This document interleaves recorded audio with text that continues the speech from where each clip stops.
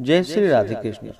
आप सभी का आपके अपने YouTube channel VK Mishra present में बहुत बहुत स्वागत है। आइए आज आप सब सुनेंगे नवरात्रि के दूसरे दिन श्री दुर्गा सप्तशती पाठ में दूसरे और तीसरे अध्याय की कथा। जो भी भक्त सच्ची श्रद्धा के साथ नियम और निष्ठा के साथ नवरात्रि का व्रत करते हैं, इस दौरान माता दुर्गा की आराधना करते हैं, पूजा करते हैं, श्री दुर्गा सप्तशती का पाठ या श्रवण करते हैं, दुर्गा चालीसा आदि का पाठ करते हैं, इससे माता दुर्गा अपने भक्तों पर अति प्रसन्न होती हैं। तो आइए सुनते हैं श्री दुर्गा सप्तशती दूसरे और तीसरे अध्याय की कथा। तो बोलिए प्रेम से माता नवदुर्गा देवी की जय, सर्व देवी देवता की जय। मेधा ऋषि बोले, प्राचीन काल में देवता तथा दैत्य में पूरे 100 वर्ष तक युद्ध होता रहा। उस समय दैत्यों का स्वामी महिषासुर था एवं देवताओं के स्वामी इंद्र थे। उस संग्राम में देवताओं की सेना महाबली दैत्यों से हार गई। तब सभी देवताओं को जीतकर महिषासुर इंद्र बन बैठा। हार खाकर सभी देवता ब्रह्मा जी को अग्रणी बनाकर वहां गए जहां विष्णु तथा शंकर जी विराजमान थे। वहां पर देवताओं ने महिषासुर के सभी उपद्रव एवं अपनी पराभव आदि का पूरा वृतांत कह सुनाया।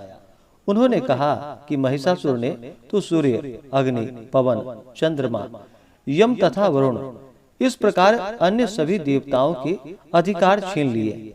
स्वयं ही सबका अधिष्ठाता बन बैठा है। उसने सभी देवताओं को स्वर्ग से निकाल दिया। महिषासुर महादुरात्मा है। देवता पृथ्वी पर मृतकों की भांति विचर रहे हैं। हे प्रभु, अब हम लोग आपकी शरण में आए हैं। उसके वध का कोई उपाय विचार कीजिए। इस प्रकार मधुसूदन तथा महादेव जी ने देवताओं के वचन सुने। क्रोध से उनकी भौहें तन गई। तब भगवान विष्णु के मुख से एक महान तेज प्रकट हुआ। इसी प्रकार ब्रह्मा तथा शंकर के मुख से भी तेज प्रकट हुआ। दूसरे इंद्र आदि देवताओं के शरीर से महान तेज प्रकट हो आया। सभी तेज मिलकर एक हो गए। वह तेज पुंज इतना उग्र था जैसे कि जलता हुआ पर्वत हो। देवताओं ने देखा कि उसकी ज्वालाएं सभी दिशाओं में फैल रही है। जब वह एक हुआ तो नारी के रूप में आ गया।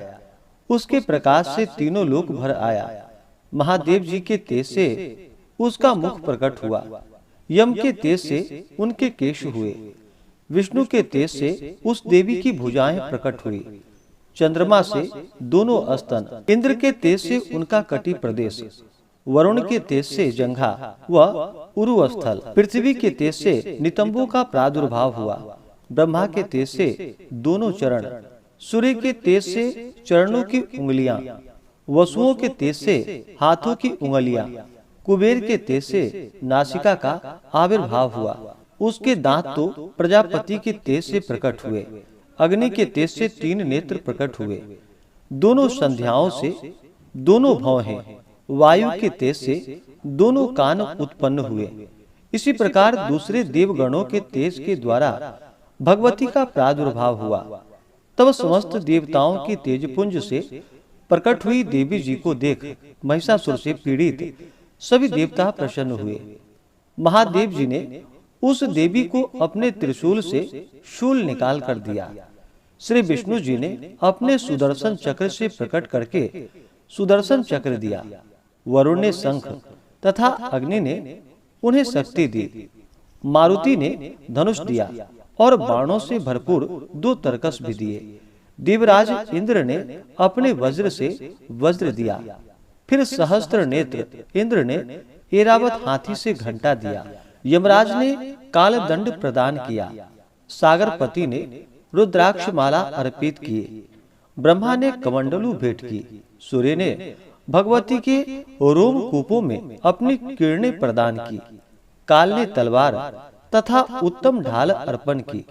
क्षीर सागर ने हार तथा कभी पुराने न होने वाले 2 वस्त्र भेंट की। इसी प्रकार चूड़ामणि, दिव्य कुंडल तथा 2 कड़े भी भेंट किए तथा चमकता हुआ अर्धचंद्र, सभी भुजाओं के लिए बाजूबंद, चरणों के लिए नुपुर, कंठ के लिए सर्वोत्तम कुंठुला भेंट की। इस प्रकार सभी उंगलियों के लिए रत्न जड़ित मुद्रिकाएं प्रदान की। विश्वकर्मा ने निर्मल परशु भेंट की और अनेक रूपों वाले अस्त्र, अवेद्य कवच, मस्तक तथा गले में धारण करने के योग्य कभी न कुम्हलाने वाले कमलों की माला दी। जलधि ने उसे बहुत सुंदर कमल दिया। हिमाचल ने वाहन के लिए सिंह और भी अनेक प्रकार के रत्न भेंट किए। कुबेर ने चूड़ापूर्ण पात्र भेंट की। सभी नागों के स्वामी शेष जी ने महामणियों से सुशोभित नागहार दिया, जो शेष जी इस पृथ्वी को धारण किए हैं। इसी प्रकार दूसरे देवताओं ने भी भूषण तथा आयुधों के द्वारा देवी जी का सत्कार किया। तब तो भगवती ने अट्टहास करके ऊंचे स्वर से गर्जना की। उसके भयानक नाद से सारा आकाश भर गया। तब देवगण प्रसन्न होकर उस सिंह वाहिनी देवी का जय जयकार करने लगे। मुनियों ने भक्ति भाव से नर्म होकर देवी जी की स्तुति की। इधर देवताओं के शत्रुओं ने जब सारे त्रिलोक को क्षोभग्रस्त देखा, तब तो वे अपनी सारी सेना को कवच आदि से तैयार कराकर अस्त्र शस्त्र लेकर झट उठ खड़े हुए। महिषासुर क्रोध में आकर बोला, अरे यह क्या हो रहा है? इतना कहकर सभी दैत्यों के साथ गिरकर उस सिंहनाद की ओर भागा। वहां जाकर उसने तीनों लोकों को अपने तेज से प्रकाशित करते हुए देवी को देखा, जिस देवी के चरणों के भार से पृथ्वी दबी जा रही थी। माथे के किरीट मुकुट से आकाश पर रेखाएं पड़ती जा रही थी। उसके धनुष की टंकार से सातों पाताल क्षोभग्रस्त थे। हजारों भुजाओं से सभी दिशाओं को ढांपकर देवी खड़ी हुई थी। उन देवी जी के साथ उन दैत्यों का युद्ध आरंभ हो गया। नाना प्रकार के अस्त्रों शस्त्रों का प्रहार करने लगे। उनसे सभी दिशाएं भर गई। महिषासुर का सेनापति उस समय शिक्षुर नामक एक महान दैत्य था। देवी जी के साथ उसी का युद्ध होने लगा। इसी प्रकार अन्य दैत्यों को तथा चतुरंगिनी सेना के साथ लेकर चामर भी युद्ध करने लगा। 60,000 रथियों के साथ लेकर उदग्र महादैत्य भी युद्ध में प्रवृत्त हो गया। महाहनु दैत्य 1 करोड़ रथियों को साथ लेकर लड़ पड़ा। तलवार के सामने पैने रोम वाला असीलोमा नामक दैत्य 5 करोड़ रथियों के साथ युद्ध में आ गया। 60 लाख रथियों से आवृत बाष्कल दैत्य युद्ध में उतर पड़ा। पारिवारिक दैत्य हाथी एवं घोड़ों के अनेकों सवारों के समूह से घिरा हुआ करोड़ रथियों के साथ उस युद्ध में युद्ध करने लगा। विडाल दैत्य 5 अरब रथियों को साथ लाकर लड़ने लगा और भी हजारों महादैत्य रथों, हाथियों, घोड़ों से घिरे हुए रथियों को साथ लाकर देवी जी के साथ युद्ध करने लगे। उस रणांगन में स्वयं महिषासुर भी रथों, हाथियों एवं अश्वों की सेनापति से घिरा हुआ खड़ा था। तोमर, भिंदीपाल, शक्ति, मूषल, परशु, पट्टीस, संग आदि शस्त्रों से युद्ध में देवी जी के साथ युद्ध करने लगे। कुछ दैत्यों ने देवी जी पर शक्तियां छोड़ी एवं दूसरे ने पास फेंके। तब उस चंडिका देवी ने उन पर अस्त्रों शस्त्रों की वर्षा करके तोड़ डाला। इधर देवी जी का वाहन सिंह भी क्रोध में आ गया। अपनी गर्दन के बाल हिलाता हुआ दैत्यों की सेना में इस प्रकार घूमने लगा जैसे कि वन में अग्नि फैलती जा रही हो। उस युद्ध भूमि में युद्ध करती हुई अंबिका ने जितने श्वास छोड़े वे ही झटपट सैकड़ों हजारों गणों के रूप में परिणित हो गए। प्रकट होकर उन गणों ने खड्ग, भिंदीपाल, परशु, पट्टीस आदि शस्त्रों से युद्ध आरंभ कर दिया। देवी जी की शक्ति से वृद्धि पाकर वे गण दैत्यों का नाश करने लगे। साथ में दूसरे गण नगारे, शंख आदि बजाने लगे। महती प्रसन्नता देने वाले उस युद्ध रूप उत्साह में कुछ एक ने मृदंग बजाए। तभी देवी जी ने त्रिशूल, गदा और शक्तियों की वर्षा से तलवार आदि शस्त्रों से सैकड़ों महान असुरों को मार डाला। दूसरे कितने एक दैत्यों को घंटे के भय नाद से मूर्छित करके मारकर गिरा दिया। मरे दैत्यों को पास से बांधकर पृथ्वी पर घसीट डाला। कितने तो गदा की चोट से घायल होकर पृथ्वी पर सो गए। मुश्किलों के प्रहार से कई एक रुधिर वमन करने लगे एवं कई एक शूल द्वारा वक्षः स्थल फट जाने से पृथ्वी पर पड़ गए। कितने एक दैत्य बाणों की वर्षा द्वारा युद्ध भूमि में काट गिराए। शेन बाज पक्षी की भांति आक्रमण करने वाले देव शत्रु दैत्य प्राण छोड़ने लगे। कितने दैत्य की भुजाएं कट गई, दैत्यों की गिरवा छिन्न भिन्न हो गई। कई दैत्यों के सिर कट गए, दूसरे मध्य में विदीर्ण हो गए। कुछ की जंघाएं कट गई और पृथ्वी पर गिर गए, और कुछ एक दैत्यों को तो एक भुजा, एक आंख, एक पांव वाला करके दो दो टुकड़े कर डाले। मार मार कर गिराया हुए रथों, हाथियों, घोड़ों एवं असुरों की लाशों के द्वारा जहाँ महायुद्ध हो रहा था, वहाँ की पृथ्वी इस प्रकार भर गई कि वहाँ आना जाना कठिन हो गया। वहाँ सेना एवं असुरों के रुधिर की बड़ी बड़ी नदियां बहने लगी। जगदम्बा जी ने एक क्षण में ही दैत्यों की सारी सेना का इस प्रकार नाश कर दिया, जैसे कि लकड़ियों के बड़े ढेर को अग्नि जला देती है। देवी का वाहन सिंह अपने बालों को छटकारता हुआ बड़ी गर्जना करता हुआ दैत्यों के शरीर से मानो प्राण ही चुन रहा हो, इस प्रकार घूमने लगा। देवी जी के उन गणों ने महाअसुरों के साथ बड़ा युद्ध किया, जिससे देवता प्रसन्न होकर आकाश से पुष्पों की वर्षा करने लगे। इस प्रकार से श्री दुर्गा सप्तशती में दूसरे अध्याय की कथा पूर्ण हुई। तो बोलिए प्रेम से माता दुर्गा की जय। अब सुनते हैं तीसरे अध्याय की कथा। ऋषि बोले, महाअसुर चक्षुर सेनापति ने जब यह देखा कि यह सेना तो इस प्रकार मारी जा रही है, तब उसे बड़ा क्रोध उत्पन्न हो गया। स्वयं ही अंबिका के साथ युद्ध करने चल पड़ा। युद्ध में जाकर उसने देवी जी पर बाणों की इस प्रकार वर्षा की, जैसे मेघ सुमेरु पर्वत की चोटी पर जलधारा वर्षा कर रहा हो। तब देवी ने उसके बाण समूह को खेल खेल में ही काट दिया। फिर बाणों द्वारा उसके सारथी और घोड़ों को मार डाला। फिर झटपट उसका धनुष और ऊंची लहराती ध्वजा काट कर गिरा दी। जब उसका धनुष कट चुका, तब अपने बाणों से उसके अंग बींध डाले, जिससे सारथी एवं घोड़े मर चुके थे और धनुष भी कट चुका था। तब वह बिना रथ के पैदल ही तलवार ढाल लेकर देवी की ओर दौड़ा। तेज तलवार से सिंह पर प्रहार कर दिया। फिर देवी जी की वाम भुजा पर बड़े जोर से प्रहार किया। हे राजन, ज्यों ही उसकी तलवार देवी की भुजा पर पहुंची, त्यों ही टूट गई। फिर तो असुरों ने क्रोध से आंखें लाल करके शूल पकड़ लिया। भद्रकाली जी पर उस दैत्यों ने वह शूल डाल दिया। वह शूल इस प्रकार चमका जैसे कि आकाश से सूर्य मंडल गिर रहा हो। देवी जी ने अपनी ओर आते हुए शूल को देखकर उस पर अपना शूल चला दिया, जिससे उस शूल के सैकड़ों टुकड़े हो गए। साथ में उससे चक्षुर महादैत्य के प्राण भी निकल गए। जब महिषासुर का बलवान सेनापति मर गया, तब देव शत्रु चामर हाथी पर सवार होकर आ पहुंचा। आते ही उसने अंबिका देवी पर शक्ति का प्रहार कर दिया। श्री देवी जी ने हुंकार द्वारा ही मारकर तेजहीन कर उसे नीचे गिरा दिया। अपनी शक्ति को गिरा हुआ देखकर चामर को बड़ा क्रोध आ गया। उसने शूल का प्रहार कर दिया। शूल को भी देवी जी ने बाणों द्वारा टुकड़े टुकड़े कर डाले। तब सिंह भी उछलकर हाथी के मस्तक पर चढ़ बैठा। तब फिर दैत्यों के साथ भुजा युद्ध करने लगा।